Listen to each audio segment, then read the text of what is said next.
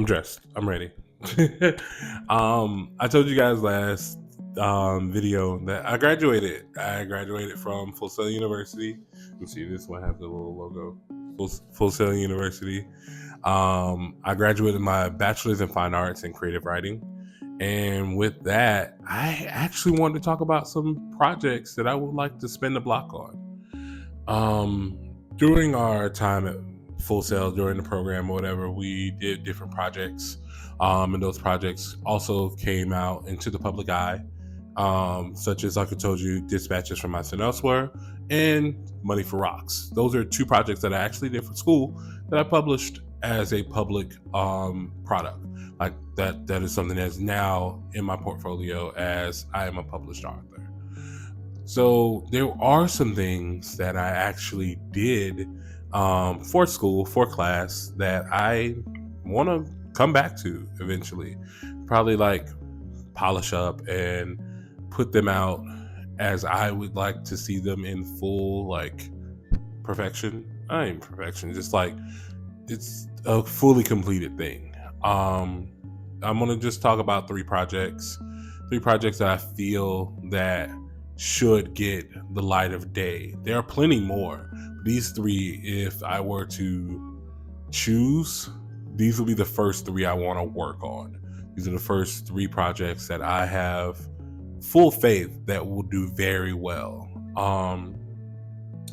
Project one is a comic book. So let's start here. With this class, it was for I want to say mystery, and it was a mystery writing class, and you had to choose for the project what you wanted to do, and I chose to do a comic book. I did a full mystery noir style comic book called White Monte Carlo. I illustrated, I wrote it, my teacher edited it, and we were able to get, I want to say it was like 6 pages, 6-page comic book. And this, he liked it. I really liked it. It was about 2 brothers, and one was the younger brother who was involved in some shady shit. You find out that the older brother used to be involved in the same, like, shady underworld type stuff, and he's trying to track down the people who beat up his brother. You start off with them in the hospital when he's confronting his brother, who's giving a statement to the police, and then he goes to his brother's house to kind of find information or whatever. And you also get like this cliffhanger at the end of like this woman that we've been told can give you all the answers that you need, and she pulls up in a White Monte Carlo. Dun dun dun. It is a great story. It's a great comic. So I didn't realize I wasn't supposed to do everything. So again, that is a flaw of mine. I will take on something super hard and be like, I gotta do it all. But apparently I could have outsourced for the illustrations and they would have been okay with that. I wrote the comic. I hand drew all of this. Like, it wasn't hand drawn, but like I did it like digitally. I got like a little pad. I was going through a thing in my life where I worked for a woman who legitimately was a bad business owner. She was a bad business owner, and I was doing 3D modeling. I don't know how to fucking 3D model, y'all, but I was learning it on my own because I was like, I have a job and it's a creative job, and I shouldn't have been doing none of that shit. But that's another video, another story time, bro. So I drew all of the panels. I laid out all of the things or whatever. I could never be a mangaka. I can't do it. Like, bro, that's so much. I see why them niggas be going on hiatuses. I see why it takes forever for chapters to come out, because my God, and they can draw. They know what they're doing. I didn't know what I was doing. I did this in a month. I did a whole 6-page comic book in a month. Very proud of myself. But I would want to, finish the story. I would want to hire an illustrator, draws way better than me. I will say that a lot of the designs will probably change, because right now all them most of the men in this goddamn story are bald. I can't draw hair. All them niggas is bald. I drew the black woman though at the end. I would touch up on the plot lines in this comic book, make them more like understandable, because again, there's some things that kind of I wasn't able to fully flesh out, because again, I only had like 6 pages. I had 6 pages and I needed to put a story together. I did write other comics, or I did do other comic books in this degree program, but this one was solely original. It took elements from a lot of things that I like, or a lot of elements of stories that I've always played with. There is a character that I have in my head. It's a villain. They are called Misfortune. It is a misdirect of a misdirect, because you have this very Chinese presenting villain, but it's an African American man who uses an Asian woman as his front, as his doppelganger, or like the little stand-in or whatever for who Misfortune is. Misfortune is a myth of a villain, because if you know the story of fortune cookies are not Chinese, they're American, and they were made by Americans to kind of like, this is the thing we do in China. Like, yeah, no, it was made by American cookie company, bro. But yeah, it is something that I've been playing around with, and I like that is a misdirect in there, or a nod to that character that I've always wanted to write. And as well, there are different deeper elements that I would expand upon, especially like the underworld of that comic book. So White Monte Carlo is definitely something that I really want to do. And in that vein, the reason why I started down this rabbit hole of like, projects I want to spend the block on, is because I was watching a video. I was watching a video about the Bat Family, and they were talking about Duke Thomas. And Duke Thomas is a character that I have my heart for, man. And as well, there are things that I want to do in my career, and one of them is to write a Duke Thomas comic book. If you do not know what I'm talking about, Duke Thomas is a Batman family character who is currently now the Signal. He has been around for quite some time, but he gets minimal love. He was originally Lark. He was like one of those characters who were in a future that Batman wanted to see or whatever, or Batman was sent into. And as well, he was a main protagonist in a comic book called We Are Robin, one of my favorite Robin comic books. He is one of the only African American Robins. He technically isn't a Robin now, but he wore the mantle of Robin. That was during the Jim Gordon Mecha Batman era. We don't talk about that, but we should. I actually want to talk about that more, but it's too much for the video. But I told myself in this video, I'm going to shoot my shot. DC, I want to write a Duke Thomas comic book.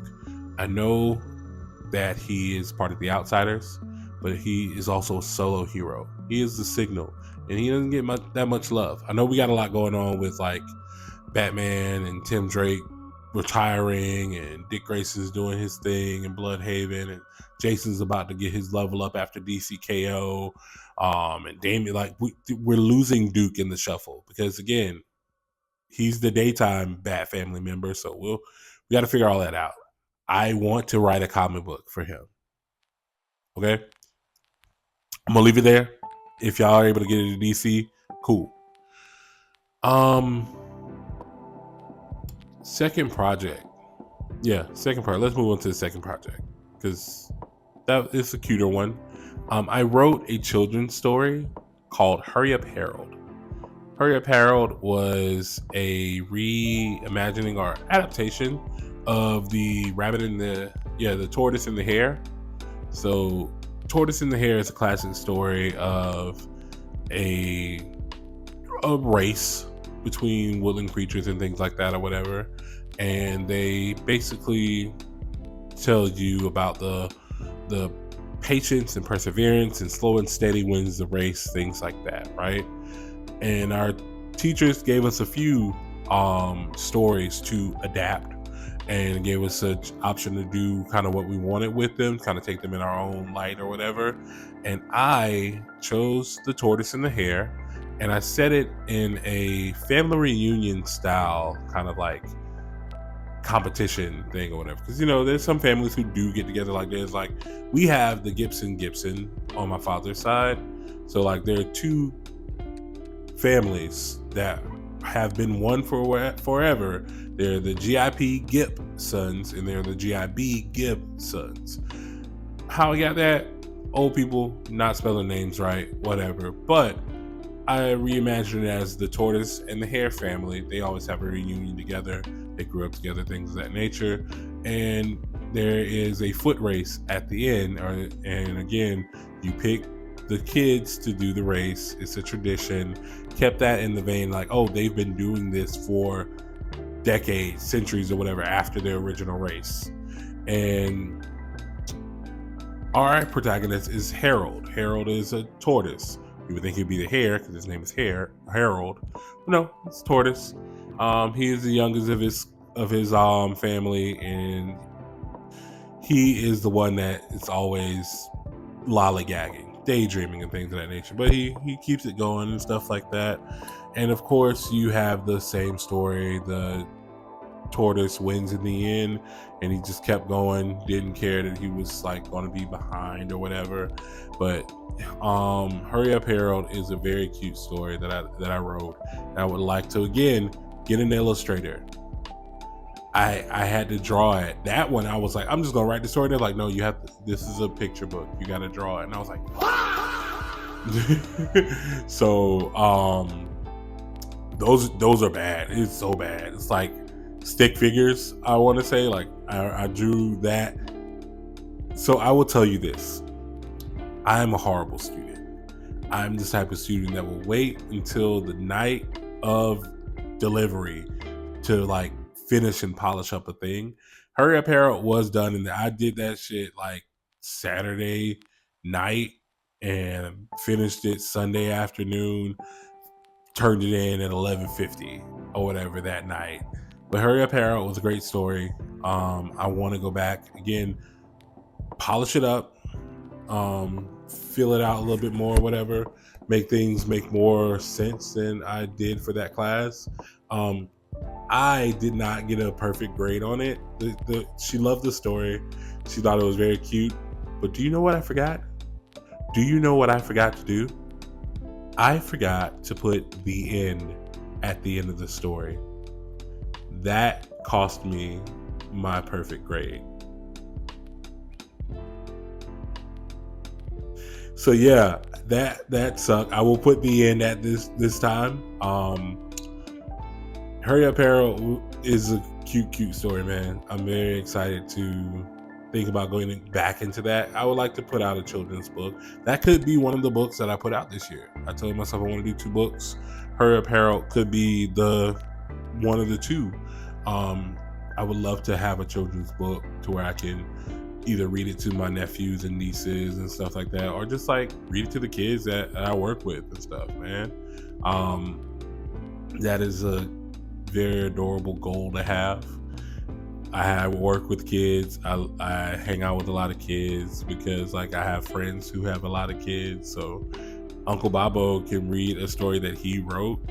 Come on.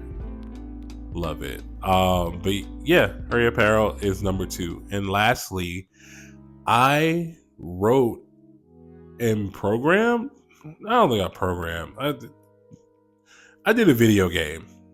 Yeah. So, video game writing class around the endish of my tenure with Full Sail, had a video game writing class, and he let us do an original video game. It was going to also be a text-based video game.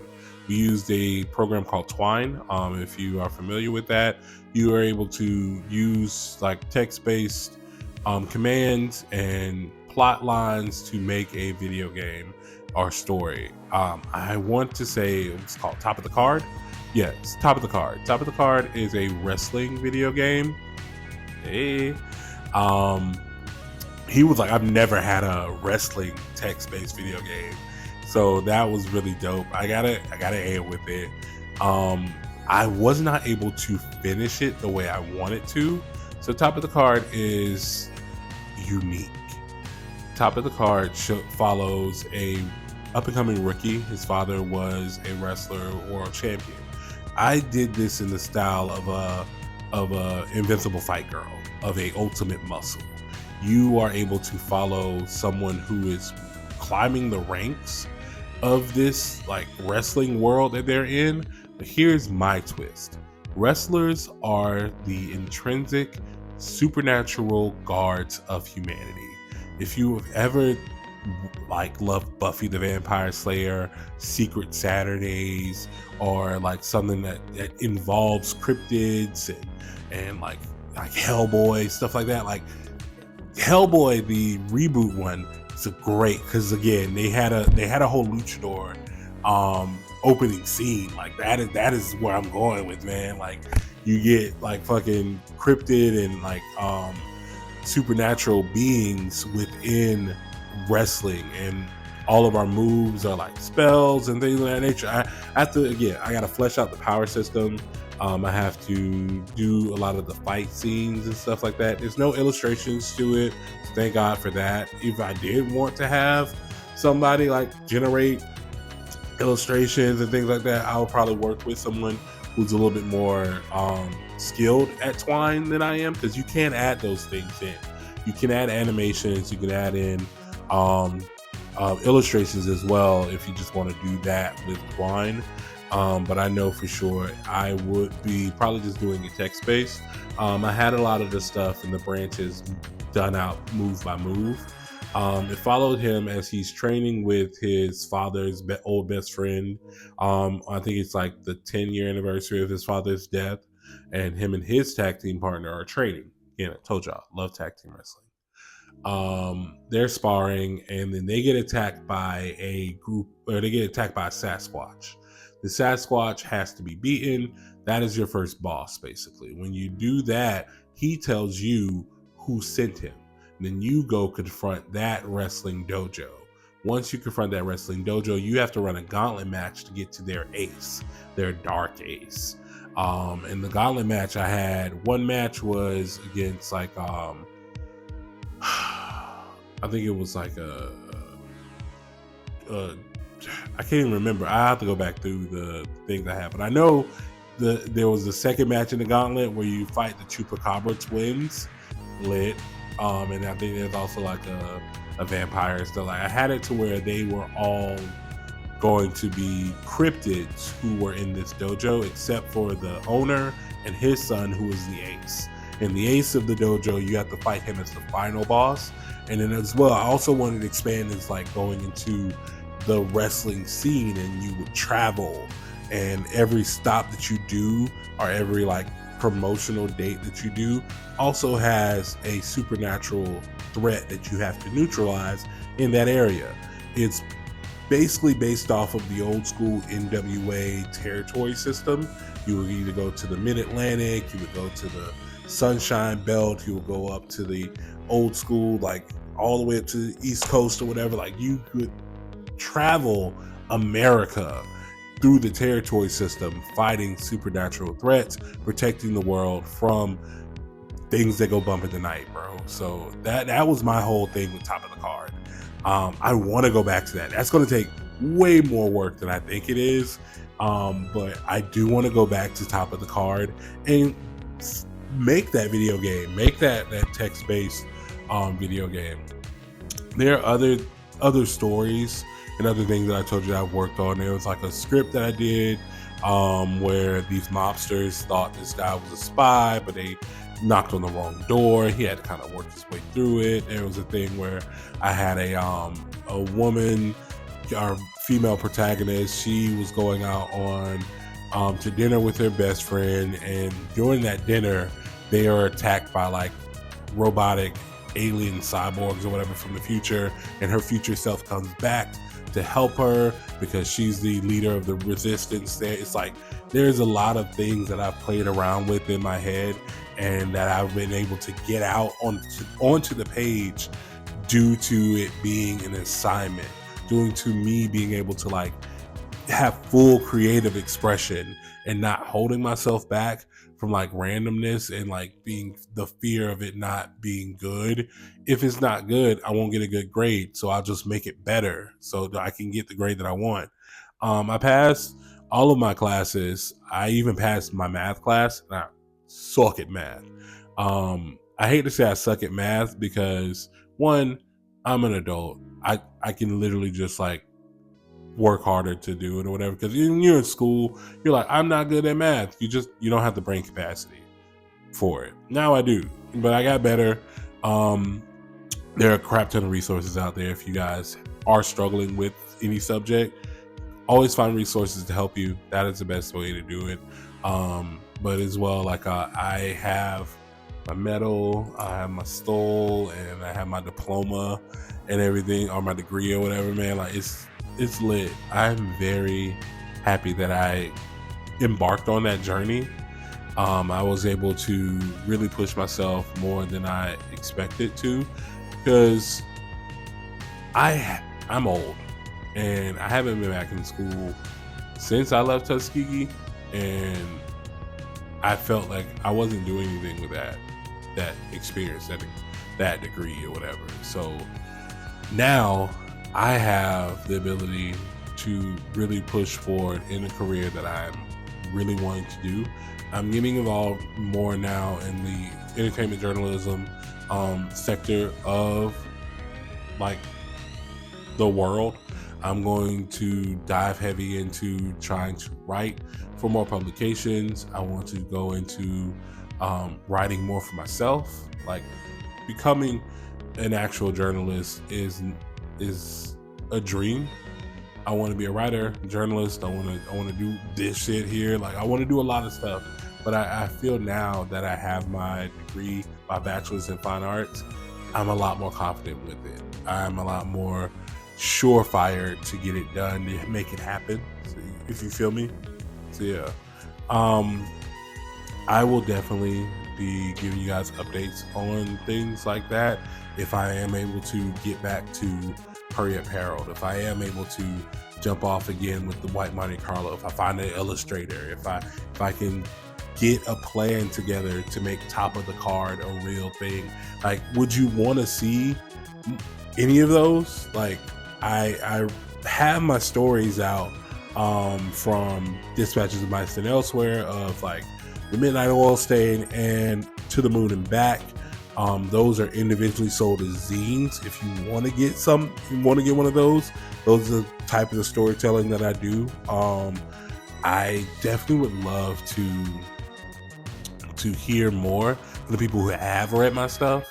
So if you have picked up any of my books, if you have picked up any of my zines or work or things that I've put out, let me know how you like it. Like, does it live in your actual like bookshelf, or does it like live on your Kindle and shit like that? Like, I would love to actually hear from the people who are not my family, because I know my family has bought it. I know my mom has read it. I know my cousins have read it. But like, I want to hear from like my friends, and I want to hear from like randos on the internet about my work. And that's usually something people don't want to do, but like I think I need it. I think I need to hear it because it makes it more real. I do love that you guys have been supporting me with this, supporting me with the Patreon, supporting me with whatever you follow me on, bro. Like, shout outs to you. I will say shout outs to my Patreon. I'm going to try and do better and put you guys up here on the screen a lot more. You guys have given me a lot of love, and a lot of you have been giving me love for over years of me having this Patreon, and I appreciate the fuck out of that. I love you guys. So I'm going to go ahead and end it off here. If you want to do any of the things, go ahead and do that or whatever. I don't care. It's lit. I'm happy. You guys are here. I'm back. I'm not sick. I'm healthy. And yeah, man, this has been your friendly neighbor nerd, the Babo. And I will catch you guys next time. All right. Peace.